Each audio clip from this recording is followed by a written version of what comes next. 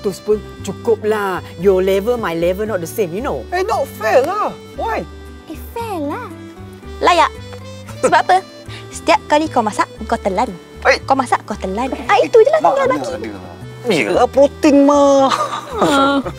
Tapi betul-betul tau, Aunty Chia. Kita sebenarnya nak berterima kasih banyak dekat Aunty Chia.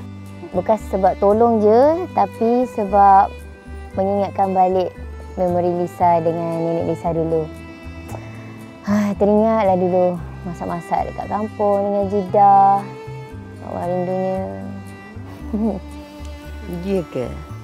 Rasa macam magical lah. Jidah,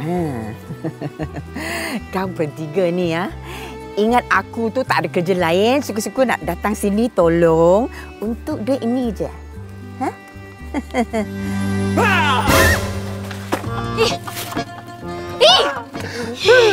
Apa je tu, Kak?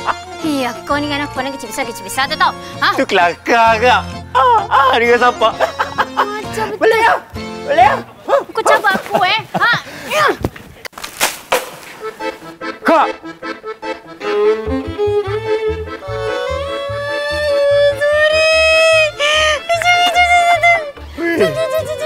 Bro! Sorry. Cepatlah.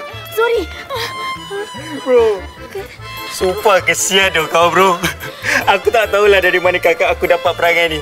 Tapi mama dengan papa aku memang kutip dia tepi tong sampah. So no wonder lah dia suka buat sampah berata. Kau ni memang nak kena dengan aku Kau cakap apa tadi?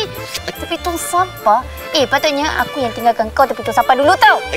Biar kena makan dengan wuf.